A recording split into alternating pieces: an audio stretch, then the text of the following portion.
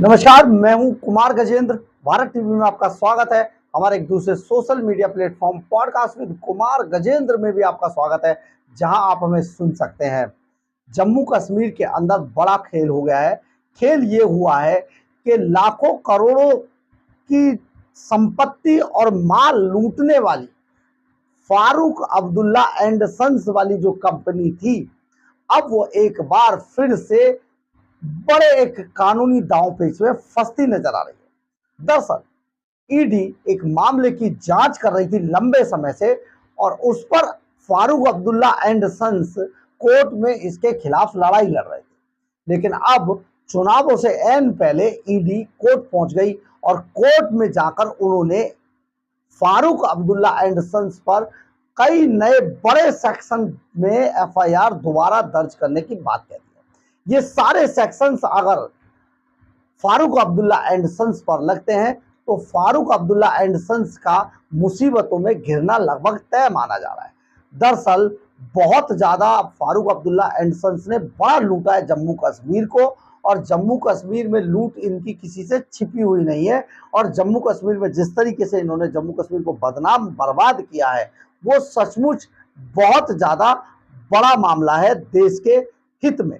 तो ये जो पूरा मामला है, अब ये कोर्ट पहुंच गया है और ईडी इसमें कोर्ट पहुंच गई। 2018 का ये मामला बताया जा रहा है, जिसमें एक बड़ी एक एफआईआर दर्ज हुई थी और इस मामले की जांच सीबीआई कर रही थी। अब सीबीआई के बाद इसमें क्योंकि एंगल आ गया था मनी लॉन्ड्रिंग का, तो इसमें ईडी जांच कर रही थी और ईडी ने फारूक अब्दुल्ला के खिलाफ कोर्ट पहुंचकर ये कहा है कि फारूक अब्दुल्ला के खिलाफ कई मामले बनते हैं, इसलिए कई सेक्शन जोड़ने की तैयारी की जा रही है। तो ये सारी चीजें जिस तरीके से की गई हैं, पूरा मामला क्या है हम आपको ये भी बताएंगे। और ये सारा फारूक अब्दुल्ला एंड कंपनी अब इसमें फंसती हुई नजर आ रही है।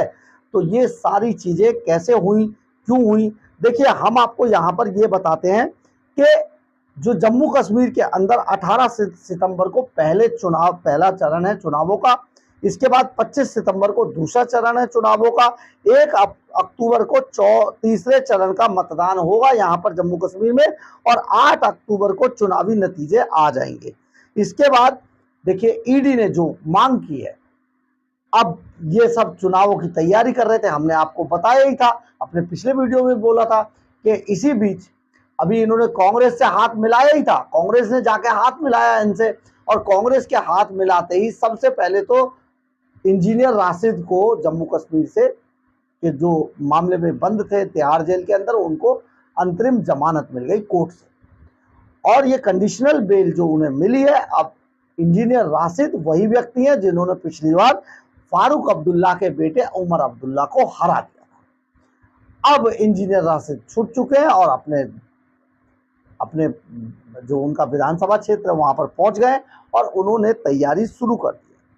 अब इस तैयारी के मद्देनजर ये सारा मामला, अब पहले से ही ये लोग घबराए हुए थे, अब घबराए तो ये और फंस गए बुरी तरीके से।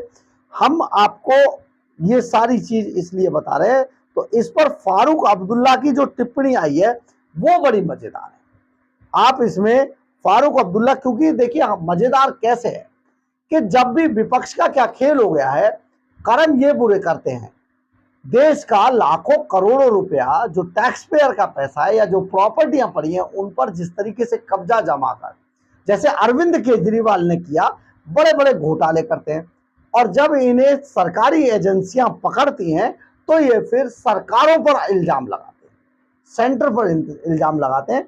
ये भी उसी कार्टेल का हिस्सा है जो कि कुछ दिन पहले आपने देखा होगा कि अरविंद केजरीवाल के मामले में जो चलाया जा रहा था, अब वो इनके भी ऐसे ही सुर निकलने लगे हैं।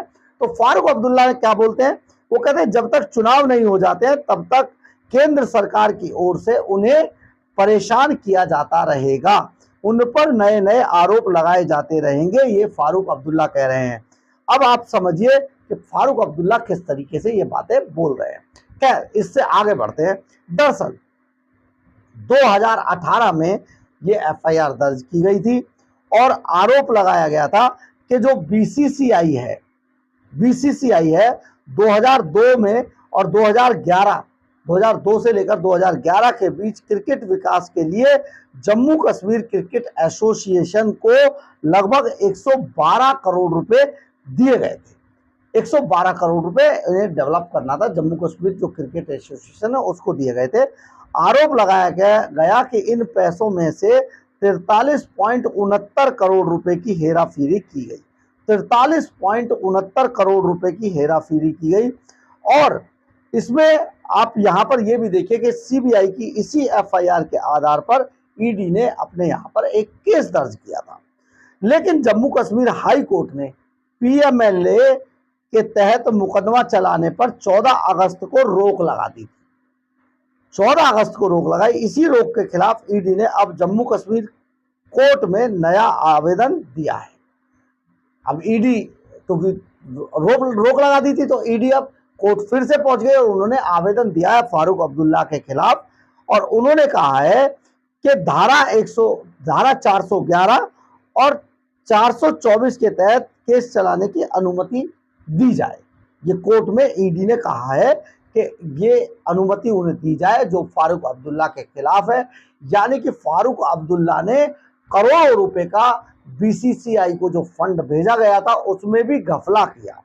43.69 करोड़ रुपए का इन्होंने इसमें गोलमाल किया है। इस केस में फारूक अब्दुल्ला फंसे हैं।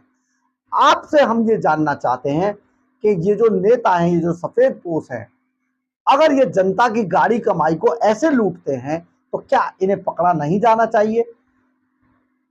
अगर पकड़ा नहीं जाना चाहिए या पकड़ा जाना चाहिए, कुछ भी आपकी जो भी राय है प्लीज कमेंट बॉक्स में जरूर लिखिएगा, क्योंकि फारूक अब्दुल्ला अब बुरी तरीके से फंस चुके हैं और ये मामला जो बना है उन पर एन चुनावों से पहले बना है जम्मू कश्मीर के अंदर। और जम्मू कश्मीर के अंदर इस फैमिली ने बड़ी लूट मचाई थी।